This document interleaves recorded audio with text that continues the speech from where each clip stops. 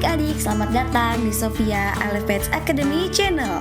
Channel yang akan membahas berbagai macam soal ujian untuk membantu adik-adik dalam mempersiapkan diri menghadapi ujian di sekolah. Gimana? Udah siap belum? Yuk kita mulai video pembelajaran kali ini. Oh iya, jangan lupa ya untuk subscribe, like, dan share, serta nyalakan notifikasinya agar kalian tidak ketinggalan video-video berikutnya.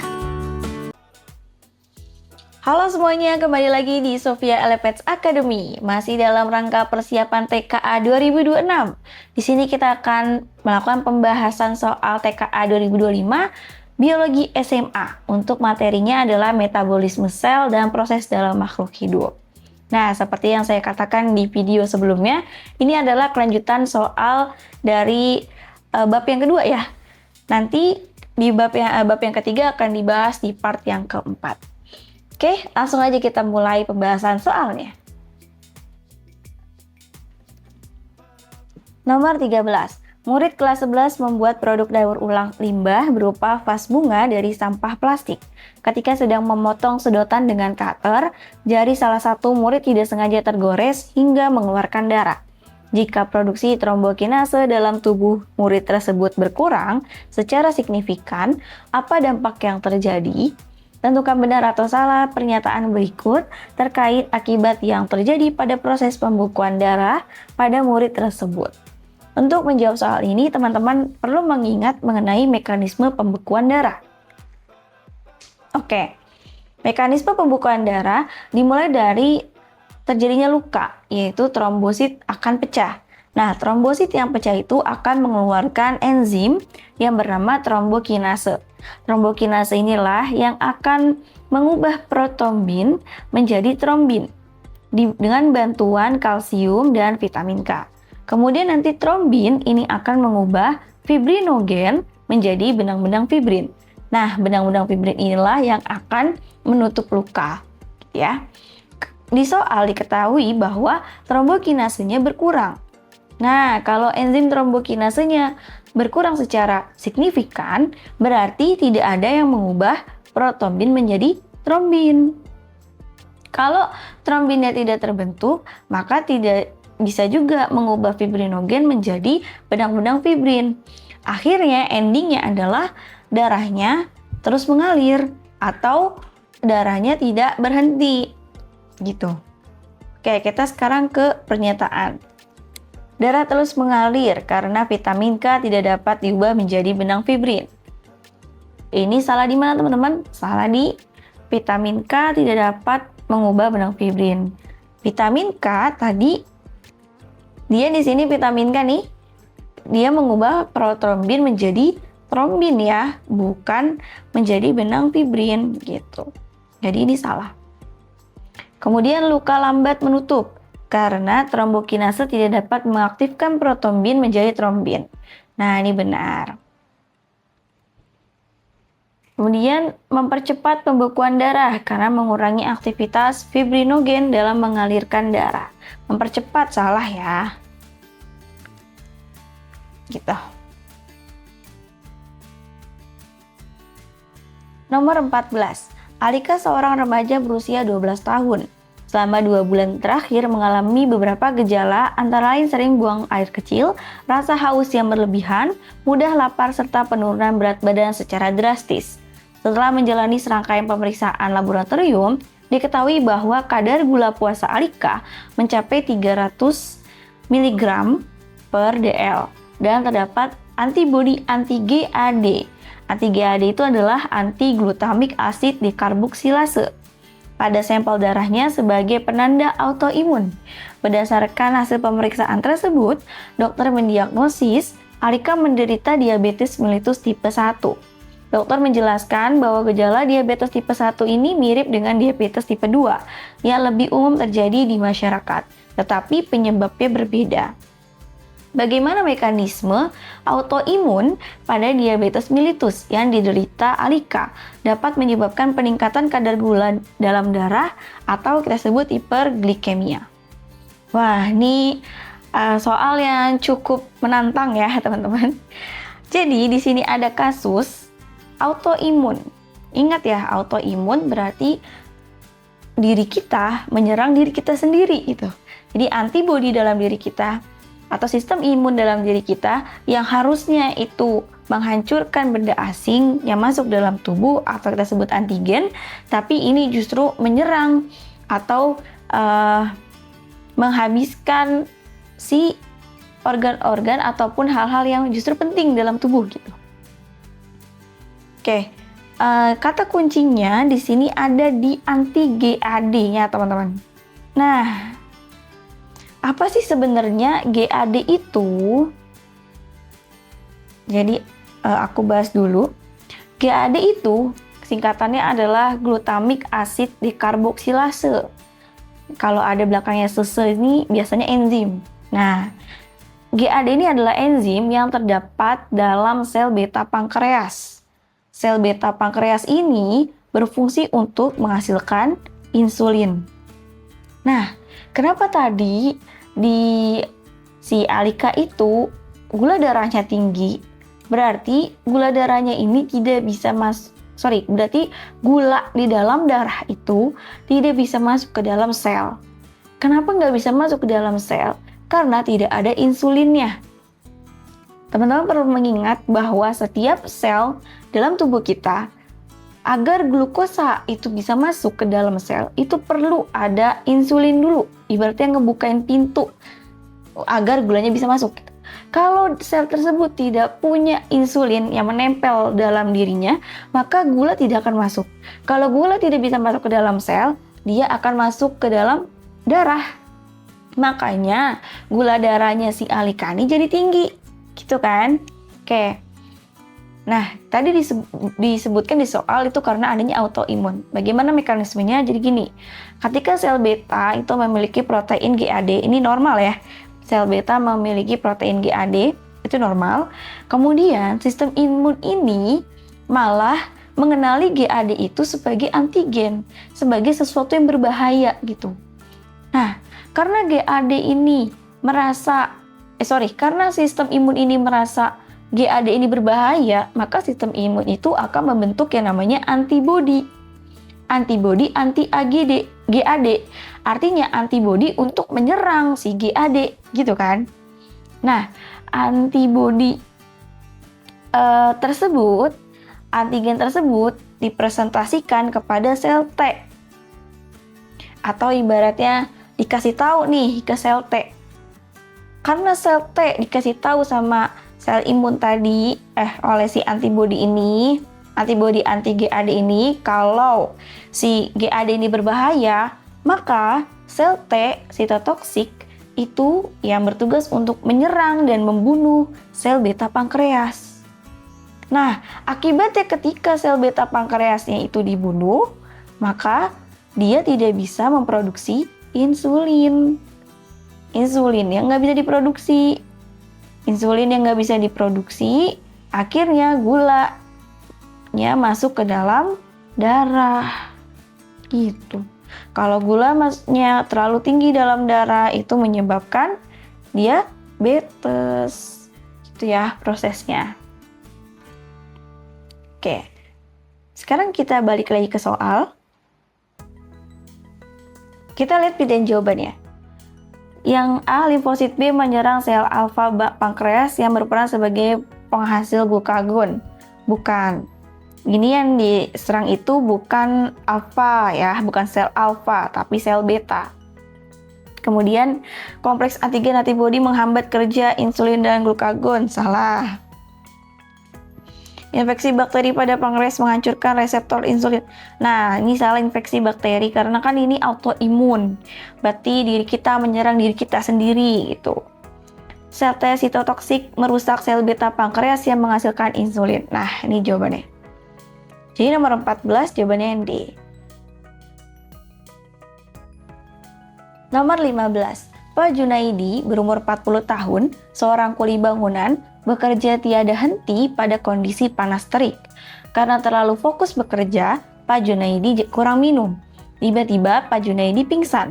Saat diperiksa diketahui bahwa suhu tubuh Pak Junaidi sangat tinggi, yaitu 40,5 derajat Celcius. Kulit yang memerah, tidak berkeringat, dan denyut nadi cepat. Pak Junaidi dinyatakan mengalami serangan panas atau heat stroke. Apa penyebab utama kegagalan tubuh Pak Junaidi dalam mempertahankan suhu normalnya? Apa kata kuncinya teman-teman di sini? Pak Junaidi kurang minum. Kurang minum sehingga menyebabkan dehidrasi. Nah, kita coba lihat di pilihan jawaban. Yang A, dehidrasi membuat proses berkeringat terhenti sehingga panas tidak dapat dikeluarkan secara efektif. Nah, betul, ini udah langsung jawabannya ya. Karena beliau dehidrasi sehingga kan kekurangan air nih. Nah, sehingga tubuhnya bilang untuk berhenti berkeringat. Padahal lagi panas terik.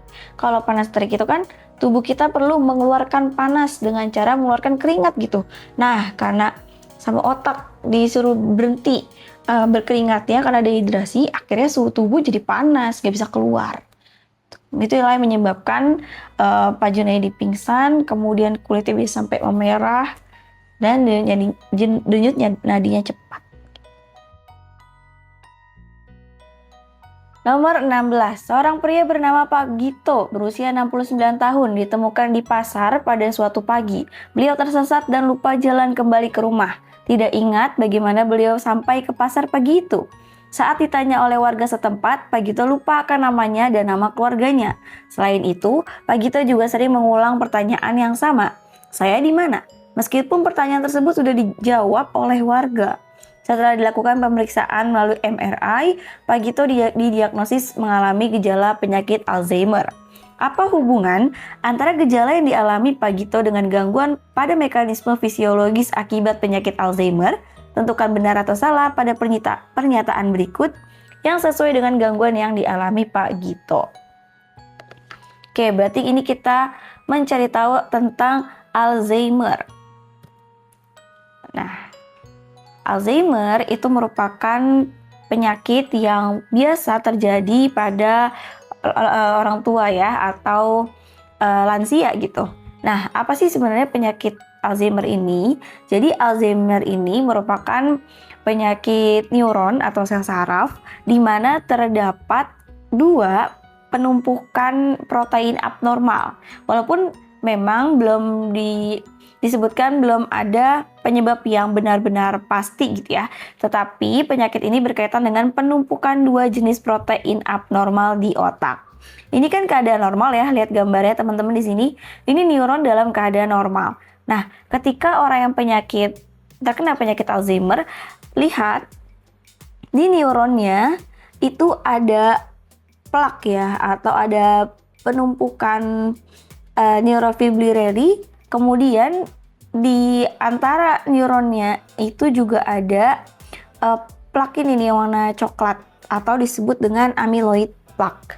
Nah, kita bahas satu-satu. Untuk plak beta amyloid atau amyloid plaque itu adalah plak yang terbentuk di luar sel saraf. Nah, dia akan mengganggu komunikasi antar neuron sehingga memicu peradangan dan kerusakan jaringan otak. Sedangkan yang di dalam neuronnya itu kita sebut dengan kusut neurofibril atau neurofibrillary tangles. Itu terbentuk dari protein tau yang abnormal di dalam neuron. Dia akan menghambat sistem transportasi zat di dalam sel saraf yang akhirnya akan menyebabkan neuron kehilangan fungsi dan mati gitu. Nah, Alzheimer ini pertama kali akan menyerang di bagian hipokampus, teman-teman. Nih, yang bagian warna orange di sini. Di mana hipokampus itu punya 3 fungsi yang utama, yaitu memori jangka panjang maupun jangka pendek, kemudian kemampuan untuk belajar, dan spatial memory itu mengetahui lokasi dan arah. Jadi, Pak Gito tadi yang mengalami Alzheimer, kemungkinan dia Alzheimer-nya sudah terkena di hipokampus sehingga dia tidak ingat tentang lokasi dan arahnya. Kemudian dia juga tidak ingat tentang keluarganya ataupun namanya gitu ya. Jadi udah hilang memori di memori bagian di hipokampus gitu. Oke, sekarang kita balik ke pernyataan soalnya. Pernyataan pertama, kerusakan pada area lobus parental dan hipokampus menyebabkan gangguan pada memori spasial yang berkaitan dengan lokasi dan arah. Betul. Penumpukan protein abnormal yang terjadi pada area hipotalamus mengakibatkan penurunan ingatan baik nama maupun lokasi. Nah, ini salah bukan di hipotalamus ya, tapi harusnya di hipokampus. Kemudian, plak yang terbentuk pada sel saraf menghalangi komunikasi antara sel dan mengakibatkan penurunan fungsi kognitif seperti memori dan bahasa. Iya, ini juga benar.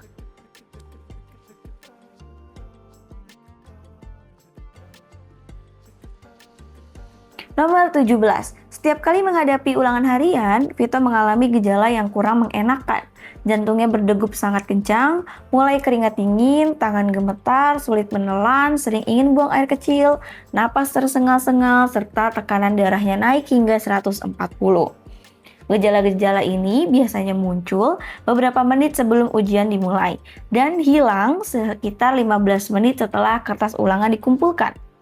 Reaksi tubuh seperti ini merupakan bagian dari respon lawan atau lari yang dipicu oleh sistem saraf simpatis. Dalam kondisi cemas, kelenjar adrenal melepaskan hormon adrenalin ke aliran darah, sehingga memengaruhi kerja berbagai organ tubuh. Manakah mekanisme kerja hormon adrenalin yang paling tepat sesuai dengan gejala yang dialami Vito? Nah, mungkin teman-teman di sini relate ya dengan narasi ceritanya di sini tentang Vito yang mengalami cemas. Karena aku yakin teman-teman juga pernah mengalami ini. Nah, sebenarnya dalam tubuh kita apa sih yang terjadi kalau dalam keadaan stres atau cemas seperti ini? Jadi, ketika otak itu menangkap adanya rasa cemas ataupun stres ya. Nah, ini kan dia ditangkap oleh si amigdala gitu ya. Kemudian amigdala itu nanti dengan hipotalamus dia akan mengeluarkan sinyal ke kelenjar adrenal yang ada di dekat ginjal gitu. Ngapain? Karena itu memberikan sinyal kepada kelenjar adrenal untuk mengeluarkan hormon adrenalin. Nah, hormon adrenalin itu akan membuat pembuluh darah atau yang ke arah ginjal itu mengalami penyempitan atau vasokonstriksi. Nah, penyempitan darah tersebut digunakan agar darah itu dialihkan ke organ yang lebih membutuhkan gitu. Apa organ yang lebih membutuhkan? Yaitu jantung. Makanya jantungnya jadi berdegup lebih kencang ya. Kemudian otot. Ya, otot dikasih darahnya ke otot karena untuk siap-siap nih, ini mau lari atau mau melawan gitu. Jadi lebih tegang ya rasanya. Nah, kemudian ke otak juga. Karena ke otak ini berada di fase waspada gitu. Nah, kemudian dan diarahkan juga ke paru-paru. Nah, paru-paru ini dia jadi semakin terbuka agar oksigen ini lebih banyak yang masuk.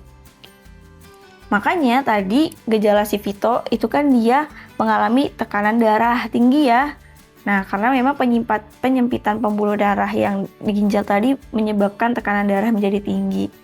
Kemudian dia tangannya sampai gemeteran, keringat dingin gitu. Terus jantungnya berdegup dengan kencang karena banyak aliran darah yang masuk ke sana gitu. Oke, sekarang kita lihat di pilihan jawaban. Yang A, otot polos pembuluh darah menyempit sehingga aliran darah ke organ tertentu meningkat dan tekanan darah bertambah cepat. Nah, ini benar ya. Oke, kita lihat pilihan jawaban yang lain. Yang B, saluran udara di paru-paru menyempit. Nah, salah, harusnya melebar. Yang C, detak jantung menjadi lebih kuat sehingga jumlah darah yang keluar dari jantung berkurang. Oh, ini salah. Harusnya yang masuk itu banyak. Kemudian yang D, kandung kemih menjadi lebih peka terhadap rangsang disertai aliran darah ke ginjal yang meningkat sehingga timbul rasa ingin buang air kecil. Nah, ini juga salah. Harusnya aliran darah ke ginjal itu menurun. Kemudian yang E, gerakan otot saluran pencernaan di tenggorokan melambat karena otot polosnya berkontraksi dan menghambat proses menelan. Nah, ini kurang tepat. Harusnya adalah bukan karena otot polosnya berkontraksi, melainkan karena air liurnya sedang menurun produksinya karena sistem pencernaannya juga sedang menurun. Gitu. Jadi jawabannya untuk nomor 17 yang A. Soal nomor 18, seorang murid kesulitan tidur meskipun tubuhnya sudah terasa lelah. Ia sering menggunakan ponsel hingga larut malam untuk mengerjakan tugas dan menonton video. Akibatnya, ia merasa mengantuk saat pelajaran pagi dan sulit fokus di kelas. Hormon yang diproduksinya kemungkinan terganggu karena kebiasaan tersebut. Nah, hormon apa tuh? Jadi, ini mungkin sebagai pengetahuan juga buat teman-teman yang malam suka main HP ya. Jadi ketika ponsel itu dia kan punya yang namanya sinar biru ya atau blue light. Nah, cahaya biru itu ketika masuk ke dalam mata kita, kemudian masuk ke dalam otak kita, itu akan mengganggu hormon melatonin. Nah, hormon melatonin itu yang berfungsi untuk mengatur ritme sirkadian atau jam biologis. Dan dia juga yang akan membuat kita mengantuk. Jadi, kalau hormon melatoninnya terganggu, artinya menyebabkan kita jadi nggak ngantuk-ngantuk. Padahal kita ngerasa udah capek nih, tapi nggak bisa tidur juga. Gitu. Nah, jadi untuk jawaban soal ini jelas ya. Yaitu hormon yang terganggu adalah melatonin. Makanya teman-teman kalau bisa pas udah mau tidur, tolong jauhkan HP-nya, tidak main HP lagi agar hormon melatonin kita tidak terganggu ya.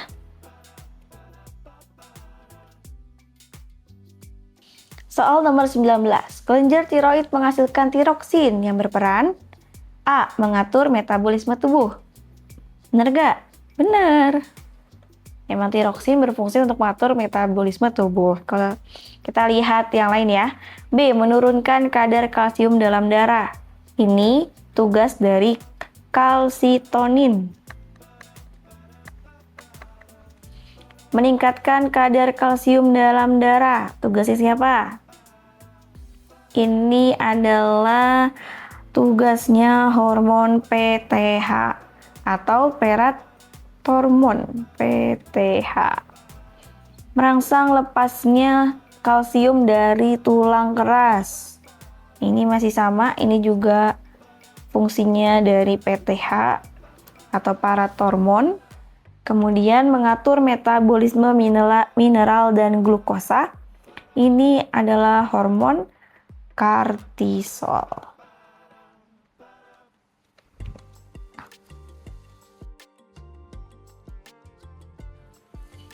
Soal nomor 20. Fatona mengalami nyeri hebat di bagian alat reproduksinya. Setelah diperiksa oleh dokter, diketahui bahwa terjadi penyumbatan pada bagian X seperti yang ditunjukkan pada gambar. Ini ya. Oke, berdasarkan kondisi tersebut, apa kemungkinan yang akan terjadi pada pembentukan atau penyaluran sperma Fatona? Ini, X ini organ apa teman-teman? Ini adalah organ vas deferens. Apa fungsinya organ vas deferens ini? Menyalurkan sperma ya. Sperma yang telah terbentuk di epididymis ini akan disalurkan melalui vas deferens ini ke ductus ejaculator, kemudian nanti akan bergabung dengan cairan semen dan dikeluarkan melalui uretra ya, dikeluarkan melalui uretra, kita sebut jadi cairan ejakulasi gitu. Nah, cairan ejakulasi tadi adalah gabungan dari sperma dan cairan semen. Cairan sperma itu sekitar 5-10%, kemudian sisanya adalah cairan semen, di mana cairan semen itu terdiri dari gabungan dari 3 cairan ya.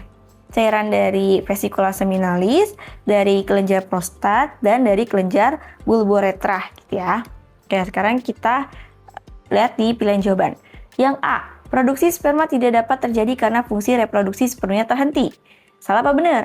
Salah. Karena yang namanya produksi sperma itu tetap ada di epididymis ini. Kan yang tersumbat atau yang terhambat ini kan vas deferens ya. Kalau vas deferensnya terhambat atau tersumbat, berarti kan sperma yang udah terbentuk itu nggak bisa keluar gitu, nggak bisa keluar ke uretra gitu. Oke, yang B, sel sperma yang telah diproduksi akan dikeluarkan bersamaan dengan urin. Harusnya seperti itu, tapi kan ini tidak bisa keluar ya, karena tersumbat nih. Kemudian yang C, ejakulasi tidak dapat terjadi sama sekali meskipun sperma tetap dapat diproduksi. Nah, ejakulasi ya tetap bisa. Kenapa? Karena kan tadi cairan ejakulasi itu gabungan ya dari sperma dan cairan semen. Nah, ya cairan semen kan terbentuknya di sini nih, di kelenjar-kelenjar bagian ini. Dia nggak kenapa-napa kan? Jadi tetap bisa ejakulasi. Terus cairan semen ejakulasi tetap dikeluarkan, tetapi tidak mengandung sel sperma. Betul yang ini. Jadi tetap dikeluarin, tapi nggak ada sel spermanya. Kenapa nggak ada spermanya? Ya karena tadi spermanya terhambat di sini. Numpuk, mungkin dia kenumpuk aja di sini ya, nggak bisa keluar. Itu makanya Fatona mengalami nyeri hebat kan, karena berarti ada yang tertumpuk gitu. Oke, jadi nomor 20 jawabannya yang D.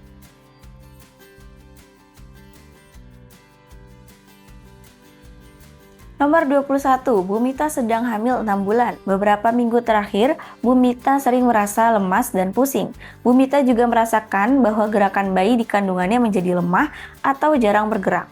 Bu Mita segera memeriksakan diri ke dokter kandungan. Dari pemeriksaan tersebut diketahui bahwa kadar hemoglobin dalam darahnya rendah yaitu 7 gram. Padahal normalnya adalah lebih dari 11. Ternyata Bu Mita selama ini tidak suka makan daging dan sayur hijau.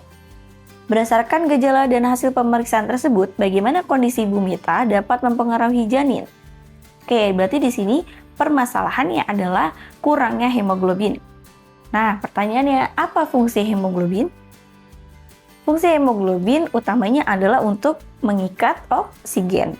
Nah, ketika ibunya sedang hamil, maka darah yang mengandung hemoglobin itu akan masuk ke plasenta janin dan itu akan masuk ke dalam tubuh janin.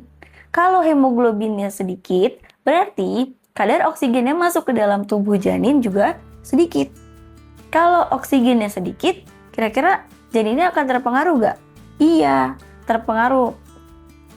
Dia bisa terjadi kerusakan otak atau perkembangannya tidak optimal karena oksigennya kurang gitu ya.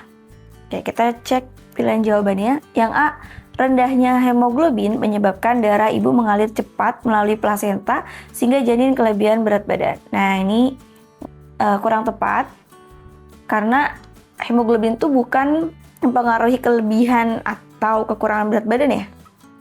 Lebih ke apa tadi namanya? Oksigen. Oke, sorry. Yang B, janin kekurangan oksigen yang di bawah hemoglobin sehingga perkembangan otak dan organ kurang optimal. Nah, ini yang benar ya. Jadi nomor 21 jawabannya yang B.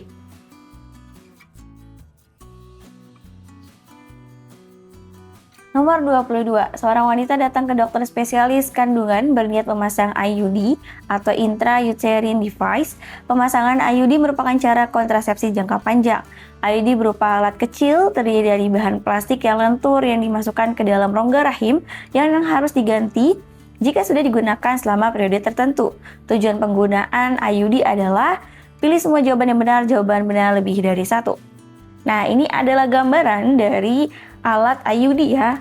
Nah, IUD ini tuh untuk KB atau untuk mencegah kehamilan yang akan dipasangkan di dalam rahim. Nah, IUD ini ada dua jenis, ada IUD hormonal, ada IUD copper atau tembaga gitu.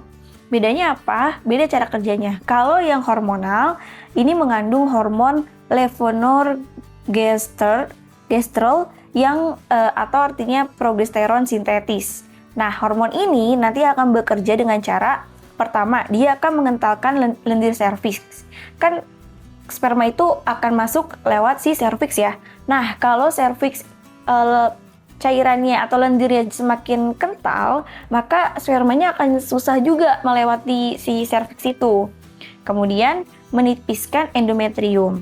Menipiskan endometrium ini berguna ketika misalnya sudah terjadi fertilisasi gitu ya. Nah, fertilisasi itu kan harusnya nanti menempel di endometrium. Tapi karena endometrium menipis, akhirnya rahim dianggap tidak siap menerima kehamilan gitu, sehingga tidak terjadi kehamilan.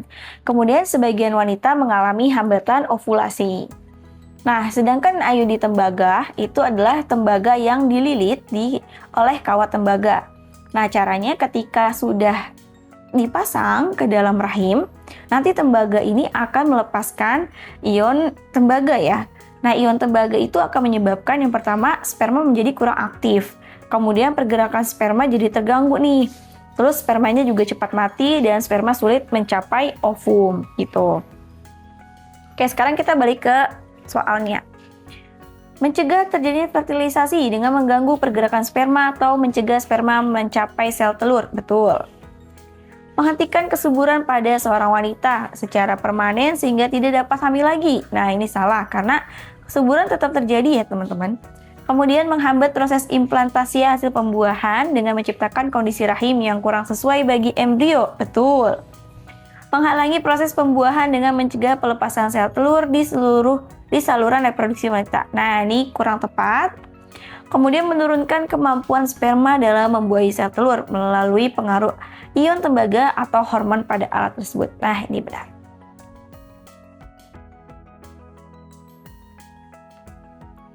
Soal nomor 23. Dini, seorang perempuan berusia 25 tahun dan suaminya Dono yang berusia 28 tahun telah menikah selama 1 tahun, namun belum dikaruniai keturunan.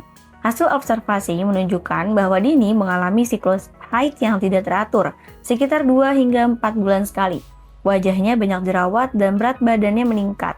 Pemeriksaan ultrasonografi atau USG memperlihatkan adanya kista pada ovarium kiri Dini. Berdasarkan pemeriksaan tersebut, dokter mendiagnosis Dini mengalami PCOS. Berdasarkan gejala yang dialami Dini, solusi mana yang tepat agar Dini dapat mengalami kehamilan? Klik pada semua jawaban benar lebih dari 1. Nah, mungkin teman-teman juga udah pernah ya dengar apa itu PCOS. PCOS itu adalah gangguan hormonal pada wanita usia reproduksi yang menyebabkan ovarium tidak berfungsi secara normal. Akibatnya, proses ovulasi atau pelepasan sel telur terganggu atau bahkan tidak terjadinya ovulasi atau disebut anovulasi. Nah, kenapa PCOS itu bisa terjadi? Ini bisa terjadi karena adanya peningkatan hormon androgen atau hormon yang biasanya lebih banyak pada pria. Kemudian adanya ketidakseimbangan hormon FSH dan LH. Sehingga folikel di dalam ovarium itu tidak berkembang dan matang dengan baik. Sehingga tidak terjadinya ovulasi gitu. Nah, dokter kan tadi menemukan banyaknya kista ya pada ovarium kiri Dini. Bisa jadi itu bukan itu bukan kista tumor gitu ya, melainkan adalah folikel-folikel yang gagal matang. Oke, sekarang kita lihat di pilihan jawaban. Mengonsumsi suplemen peningkat hormon prolaktin secara rutin agar siklus haid teratur. Benar apa salah? Ini salah ya, karena kan tadi yang tidak teratur itu atau tidak seimbang itu adalah hormon FSH dan LH, bukan hormon prolaktin. Dan hormon prolaktin ini lebih ke ASI ya teman-teman. Terus operasi pengangkatan ovarium, karena ovarium yang terkena kista tidak akan berfungsi lagi. Nah, ini juga salah. Tadi kistanya itu bisa jadi bukan kista tumor, melainkan folikel yang gagal matang. Terus menerapkan pola hidup sehat dan rutin berolahraga agar hormon kembali menjadi seimbang. Ini benar. Kemudian mendapatkan suntikan hormon FSH atau LH di bawah observasi dokter untuk merangsang ovulasi. Nah, ini tadi ya. Karena PCOS tadi terjadi ketidakseimbangan hormon FSH atau LH. Kemudian mengikuti program bayi tabung dengan sperma Dono agar pulang mendapat keturunan lebih besar. Nah, ini juga benar. Oke. Gimana? Udah paham belum sama pembahasannya? Kalau ada adik-adik yang belum paham, bisa banget untuk tulis di kolom komentar. Nanti kita bisa berdiskusi lebih lanjut. Dan untuk adik-adik yang mau soal-soal ujian di sekolahnya, kami bahas di video berikutnya. Silakan untuk mengirimkan soal ujian kalian ke email kami ya. Sampai jumpa di video berikutnya.